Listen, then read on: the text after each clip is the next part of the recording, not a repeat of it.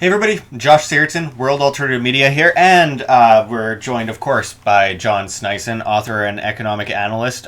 So, John, you wanted to talk a bit about gold versus other currencies when it comes to inflation and how gold can protect you from, an economic downturn. Can you go into that a bit? Oh, totally. What we're gonna go through here is I'm gonna flip through a couple of charts and we're gonna put them up on the screen here as I talk during the video. So we're just gonna look at several different currencies and what they've been doing as of lately, the last about 10 years or so, and how if you held gold in those countries, how you actually protected yourself. And we'll also talk at the end about the United States and where I believe that is going as well, and the Eurozone, because they stayed.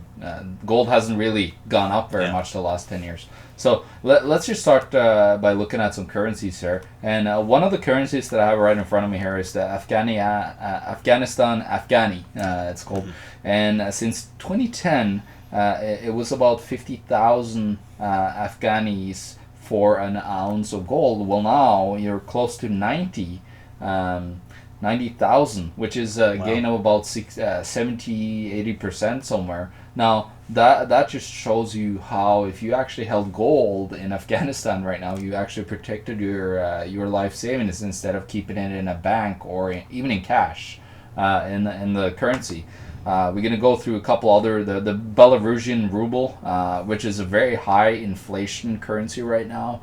We can look from 2010, or I'm looking at the number, it's 4 million Belarusian rubles it took to buy an ounce. That's insane high inflation right there. Yeah. Now, just look at today, if the Belarusians kept their money in gold, well, now the 1 ounce is actually worth about 28 million.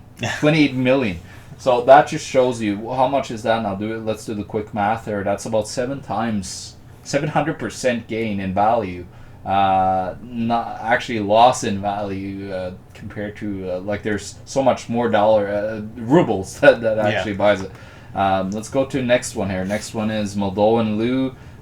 This one, since 2010, we're looking at a price about 10,000 units for an ounce. Now it's at 24,000, so that's 240%. Now gold protects you when currency printing happens, and this is like the evidence is right here in front of me. Here again we have the Argentinian peso. Now in 2010. Argentinian peso, 4,000 units bought you an ounce of gold. Well, right now there's 18,000 units that buy you an ounce of gold. So again, your savings is getting eradicated here. And the last devaluation, they had a rapid devaluation actually compared to gold, where gold price went from just at the end of 2015 to today, it went from 10,000 units up to 18,000. Now that's under a year, and it actually doubled in value. Yeah, that's a very sharp upturn. Yeah, it's a very sharp upturn. There's Botswana Pula. Again, the currency has gone up about almost 3 times, 300% over the last 10 years. Brazilian real, we're at the same story here. It's quite evident. Like it went up about 3%. Even the Australian dollar, which is known to be a little bit different, it still has gone up quite tremendously in value since 2010. It's gone from 1,200 up to 1,700. That's not that much, but it's still actually. If you kept some of your money in gold, you actually preserved a decent amount of value, about 30% of your value, 40% of your value. Canadian dollar, actually, we're in Canada, so the Canadian dollar has gone up in value. It went from about, in 2010, it was around 1,100, and now it's almost at about 1,750 right now. So that's another bigger gain. It's a 50% gain basically. So if you kept your money in gold and silver again, you actually preserved your value. We can go all day here. There's so many currencies, and we're going to show you all of them. But what it comes out here is as the United States dollar stays stagnant and people believe that gold hasn't gone up in value and you should regret anything about gold. Actually, the US dollar price of gold and the euro price of gold is one of the most manipulated ones in the world, with the COMEX and the paper dollar that it's priced in. It's not even worth that anymore. We talked to Stephen Kendall, we talked to Marco Byrne about this, and they're just saying, it's so massively manipulated. Like the COMEX is at the ratio right now of 543 sold contracts per physical metal in that wall. Yeah. Now that is gigantic Ponzi scheme, and when that whole manipulation crashes, it's probably not going to go up 42 times, but it's definitely going to go up. And they talked about with us on WAM about how gold since 2011, 2012 could be actually in a corrected bull market going forward. And we look at the 2008 recession. Gold was a safe haven then. Gold has gone up insanely in value since 2002 to 2012. It went up about 10 times its value, which is quite incredible, from at one point in the 200s in 2002. About 1900 US dollars. Absolutely. And why is it, I mean, for the viewers that don't quite understand, why is it that gold has value as a physical commodity compared to the paper fiat dollars? Gold is money throughout history, and it's shown by like the Egyptians, early Egyptians. That's how far back we really know that gold was used as currency. Gold is very it's tangible unit. It's very limited in supply. There's not tons of it, but it also preserves itself because it doesn't corrode over time, which is probably the number one reason why it is money. And of course, it's the only time when gold gets created is when supernovas blow, like our suns blow up in the universe. So we're not gonna be able to find tons of it unless we travel all the way to another solar system, probably.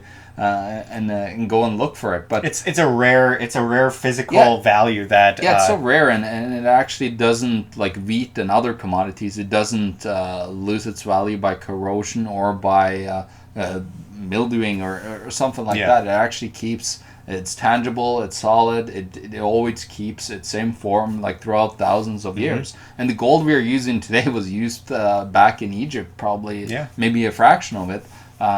And it still is there, like it still is right in our hands, right? Well, we've seen actually, as Dr. Ron Paul mentioned in his book "And the Fed," he talked about the Byzantine Empire, and the Byzantine Empire was on not even just a gold standard; they just used gold among other competing currencies for about 1,200 years. And they thrived as an empire for a very long time. I'm not going to say anything nice about the obvious dictatorial government that was obviously in place, but the economy stayed solid for a very long time until they switched to IOU notes and the Byzantine Empire fell. And we could attribute that to several other factors, but the economy tanked, and with that came the entire empire. We've seen this in so many other places, and just imagine how many economies could have been saved in the past if they used gold, and not strictly gold, not centrally planned, manipulated gold, but just the physical value of gold. We've seen this with silver as well. The fact that, and I've mentioned many times before, that in the 1910s, if you were getting a silver coin every hour, that silver coin today is worth $17, so it would be like getting $17 an hour today. That was their minimum wage. Think about that. Think of how the value has been preserved for so long. I mean, it's such a great thing to know that we have this kind of thing to back us up if we want to save ourselves from a certain economic collapse under a fiat currency that's worth basically hot air. It's nothing. But people might say to us, well, Josh and John, gold, like how am I going to eat my gold when something collapses? Well, commodities. Just have commodities, and commodities are food as well. Like anything that is not the paper money that we use. Yeah. Is a commodity, and it always preserves value. But of course, like food and other things might lose its value quite rapidly because of like the decree and so on that it mildews. But again, commodities keeps its value, and of course, gold and silver has always been money throughout history.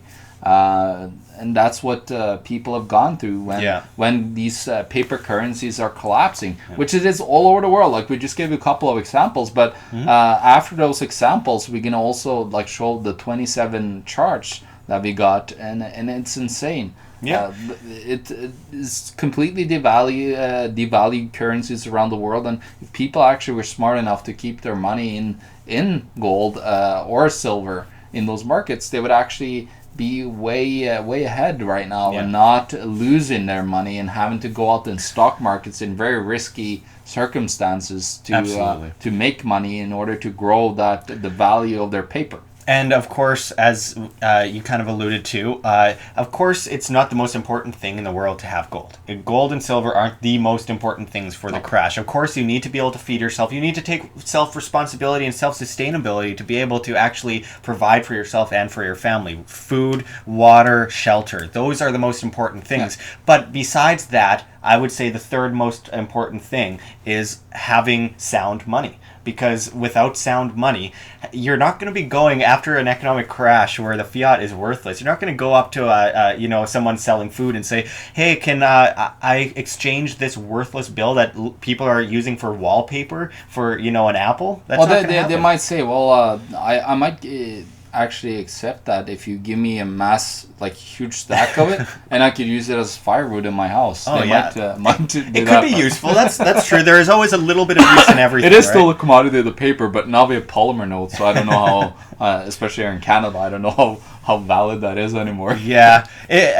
Bleak times, but it's good to be able to have that foreknowledge of what's going on so that we can take action and keep ourselves and our families safe. And that's what we're all about at WHAM. So thank you, John, for going into this in detail. I mean, it's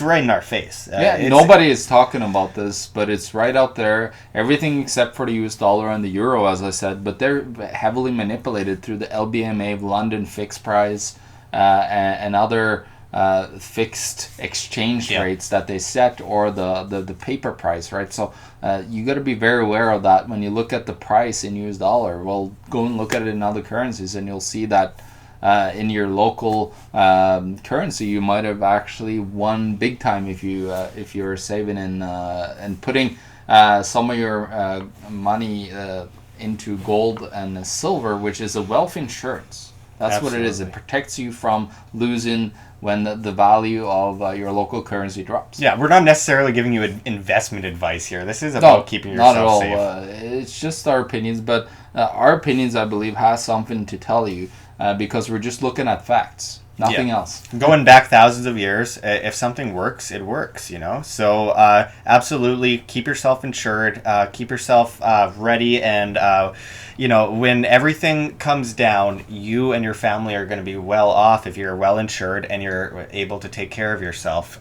So that's incredibly important. Thank you very much, John, and we'll be bringing you a lot more, videos using charts, using excellent examples like what just John facts. has brought us. Yeah. Facts are facts. Let's listen to them. Let's look at history, and let's be prepared. So this is Josh Sigurdson with John Sneisen signing out from World Alternative Media. Find the truth, be the change.